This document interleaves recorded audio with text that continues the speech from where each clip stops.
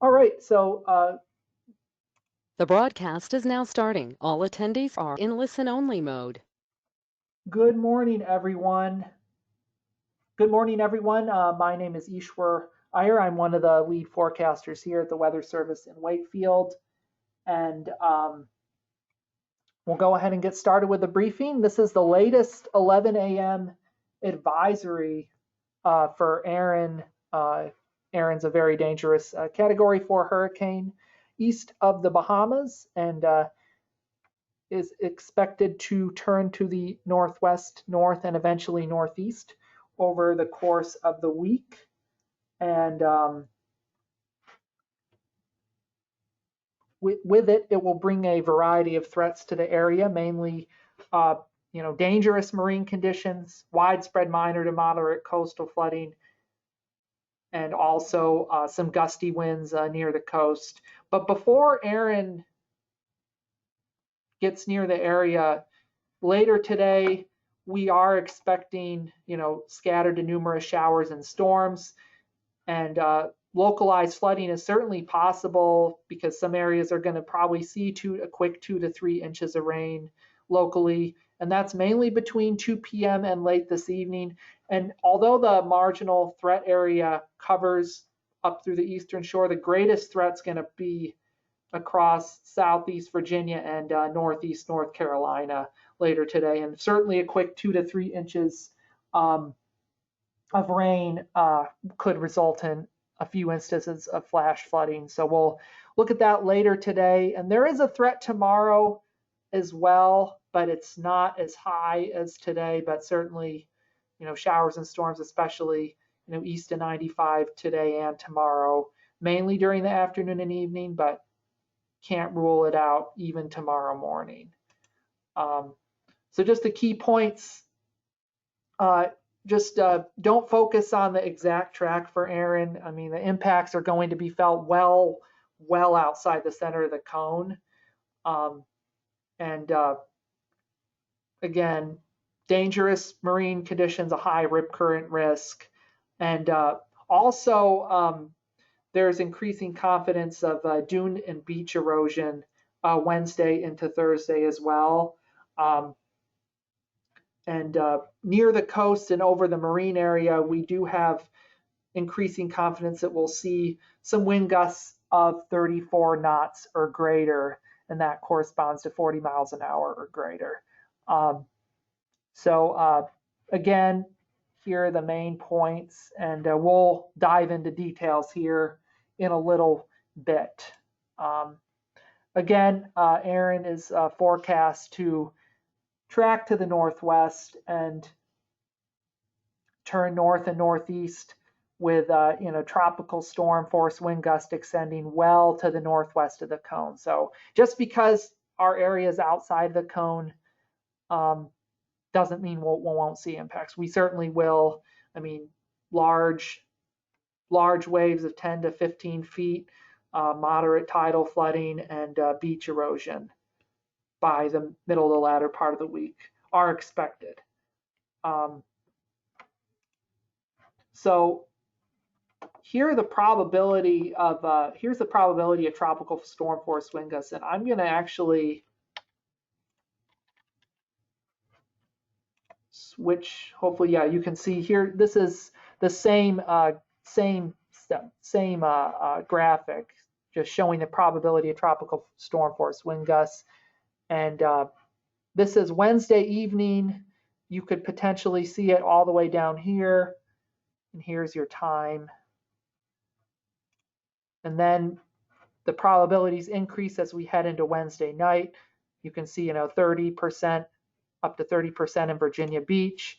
And then peaking Thursday morning into the early afternoon, especially near the coast and over the coastal waters with less probabilities inland. And here is the same graphic. You can see, we do have increasing confidence that, especially over the coastal waters and near the coast, you'll likely see a period of, 3 to 6 hours of and potentially more of tropical storm force wind gusts. So, generally, gusts to potentially 40 to 45 miles per hour. And then peak winds probably Wednesday night through early Thursday afternoon, with gusty winds persisting into Thursday evening before really coming down Thursday night into Friday morning. And again, there is some uncertainty with respect to the exact track of Erin, and obviously if the track shifts further west, the probabilities will increase, and vice versa. If the track shifts further east, these will decrease. But we will be watching this closely over the next few days, and we will send updated briefings by email twice a day at the minimum. And again, just a broader view, the most likely arrival time of the peak winds in our area is going to be Wednesday night.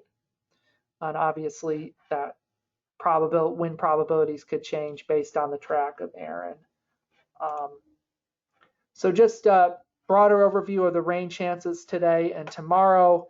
You can see there this afternoon into this evening, showers and storms are expected, especially across southeast Virginia, east and northeast North Carolina. And then there are chances tomorrow decreasing by Wednesday. Again, I wouldn't pay too much attention to the rainfall forecast. Just know that these areas, anywhere you could see, localized amounts of 2 to 3 inches with the showers and storms, and that could result in flooding, and especially in areas that already have received a lot of rain over the past few days. And then again, the cone is just telling us the most probable track of the center of the storm, which about 2/3 of the time the center will remain in the cone. Obviously, it doesn't tell you anything about the size of the storm or impacts. And then again, rip current threat's going to be high through the week across area beaches with dangerous marine conditions expected, with seas building to 10 to 15 feet by Thursday. And in terms of coastal flooding, so switching gears a little bit here, widespread minor to moderate coastal flooding is expected across the area. And I do want to note our total water level, our forecasts don't go out. They will go out to Thursday evening this afternoon with the afternoon update, and that'll be included in the briefing. But right now, our forecast doesn't capture those peak water levels, which are expected during the afternoon and evening on Thursday. And in addition to the tidal flooding, we have increasing confidence of beach and dune erosion just due to the high tides and very large seas right at the coast, on the order of 10 to 15 feet, with that peaking on Thursday. And again, you can see that we'll have multiple high tide cycles of minor flooding from tomorrow through Wednesday, with water levels peaking Wednesday night and especially Thursday across the area.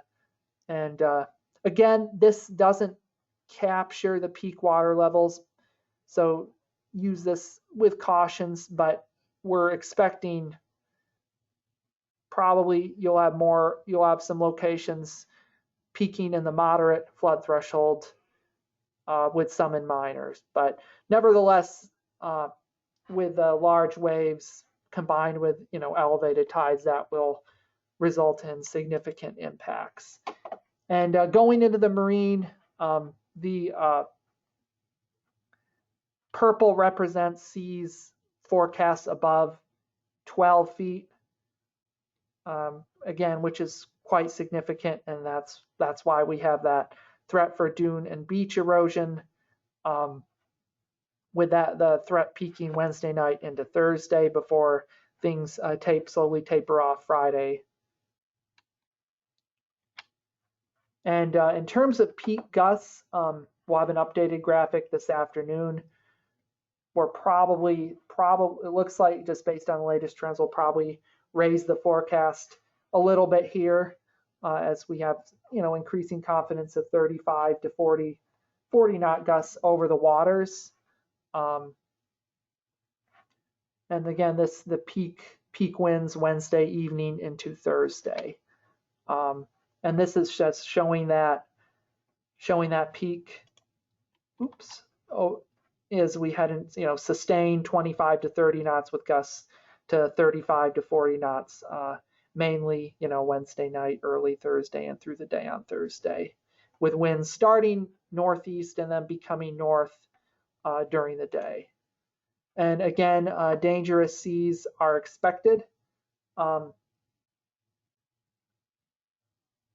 And seas going up to 12 feet, potentially even higher than that on Thursday. And